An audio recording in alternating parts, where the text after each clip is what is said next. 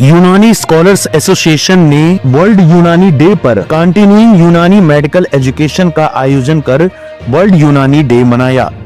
इस मौके पर यूनानी चिकित्सा क्षेत्र में अभूतपूर्व योगदान के लिए डॉक्टर मोहम्मद एहसन फारूकी एवं प्रोफेसर मोहम्मद अनवर को हकीम अजमल खान अवार्ड से सम्मानित किया गया। इस बार यूनानी स्कॉलर्स एसोसिएशन ने यूनानी चिकित्सा शिक्षण क्षेत्र में अपने अभिन्न योगदान के लिए डॉक्टर कमरुल हसन लारी एवं डॉक्टर अब्दुल अजीज खान को बेस्ट टीचर के विशेष सम्मान से सम्मानित किया।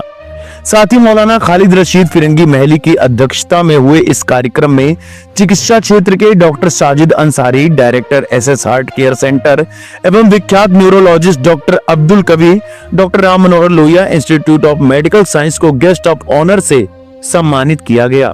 इस अवसर पर देश के विभिन्न शहरों से आए चिकित्सकों ने सम्मिलित होकर इस कार्यक्रम की शोभा बढ़ाई। इससे पहले निराला नगर स्थित होटल रेगनेंट में कार्यक्रम की अध्यक्षता मौलाना खालिद रशीद फरंगी महली ने की। इस मौके पर उन्होंने यूनानी पद्धति की गरिमा का वर्णन करते हुए इसे जनमानस तक पहुंचाने की अपील की। इस कार्यक्रम के chief guest professor Jamal Akhtar, director of यूनानी सर्विसेज उत्तर प्रदेश ने अपना अमूल्य समय दिया।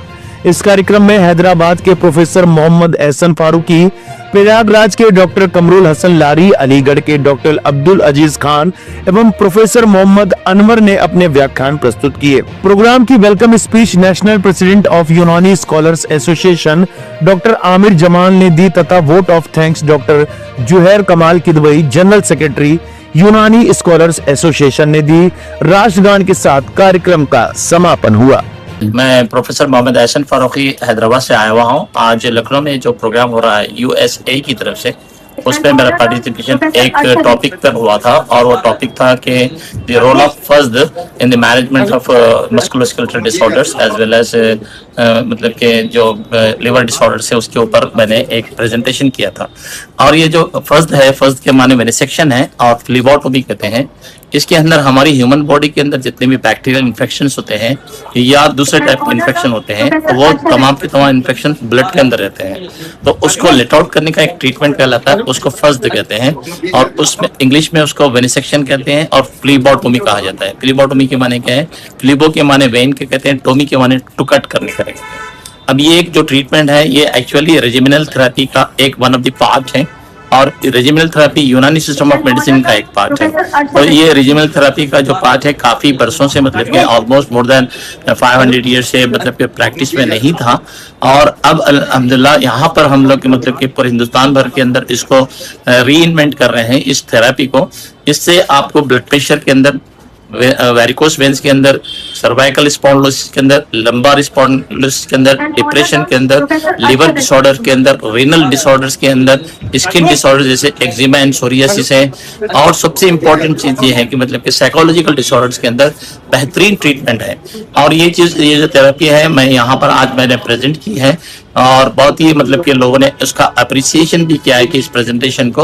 और आवाम को मैं मतलब कि पब्लिक को मैं कॉमन लोगों को जो कि मतलब कि ये जो ट्रीटमेंट करवाना चाह रहे हैं वो ऑब्वियसली मतलब कि यूनानी जो फिजिशियंस हैं, ये यूनानी थेरेपिस्ट हैं, यूनानी ट्रीटमेंट करने वाले जो फिजिशियंस हैं उनसे अप्रोच हो सकते हैं लोकली और इसके बारे में पूछा जा सकता है।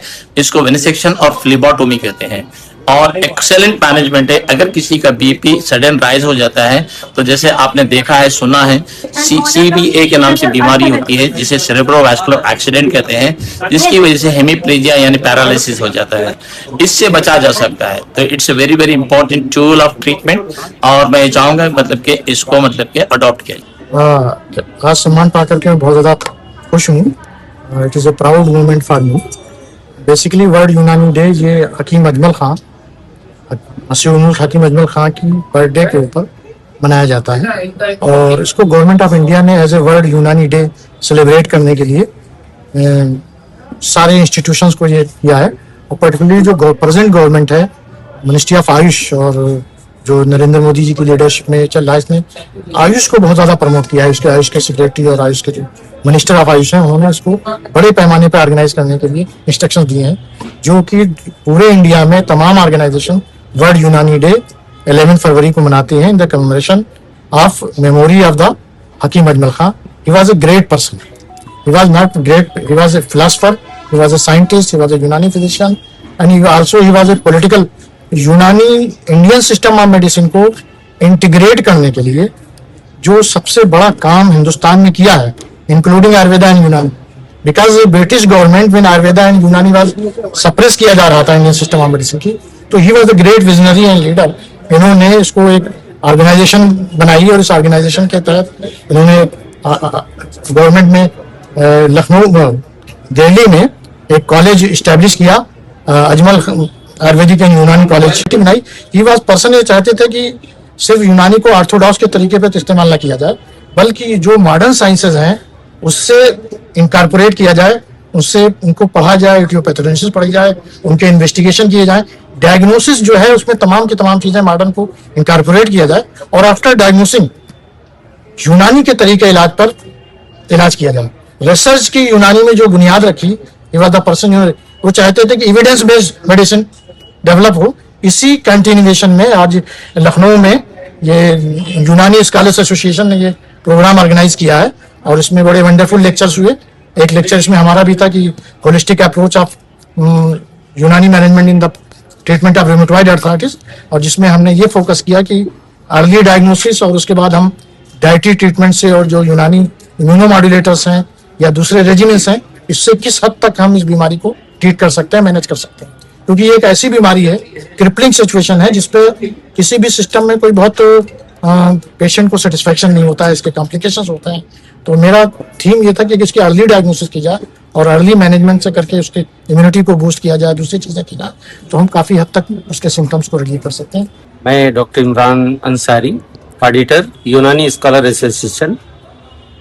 आज जो प्रोग्राम है यहाँ रेगनेंट होटल में, ये एनुअली हम लोग जो है वर्ल्ड यूनानी डे पे मनाते हैं, जो हकीम अजमल खां की यौम पैदाइश के उपलक्ष्य में मनाया जाता है। आज इसमें कुछ यूनानी अपडेट्स दिए जा रहे हैं, कुछ लेक्चर्स हुए इलाज भी तदबीर पे, और कुछ लेक्चर जो है साइकेट्री पे। तो इसका यूनानी सिस्टम में महत्वपूर्ण योगदान है। इसलिए हर साल कुछ लेक्चर्स रखे जाते हैं, जिससे जो है हमारे जो प्रैक्टिशनर हैं उनको फायदा मिल सके। यूनानी सिस्टम एक ओल्ड सिस्टम ऑफ मेडिसिन है, इसको जो है हम लोग जो है और मॉडर्न तरीके से लोगों तक पहुंचा रहे हैं, और जो हमारे ग्रेजुएट्स जो है यूनानी करके निकलते हैं उनको कैसे अपडेट कर सकते हैं, उनको और नॉलेज कितनी बढ़ा सकते हैं, उनके लिए हम लोग कंटिन्यूअस यूनानी मेडिसिन एजुकेशन का एक प्रोग्राम रखते हैं, जिससे वो उनको काफ़ी बेनिफिट होता है। वो आते हैं और यहाँ लेक्चर और लाइव डिमॉन्स्ट्रेशन होता है, तो जिसकी वजह से उनको पता चलता है कि हमें किस बीमारी में या किस बीमारी में क्या इलाज करना है, और वो कुछ अपडेट्स लेके जाते हैं। अभी तो पैन इंडिया में ही है, और कई स्टेट्स मेनली राजस्थान, यूपी और बिहार, इनमें अच्छी तरीके से काम कर रहे हैं।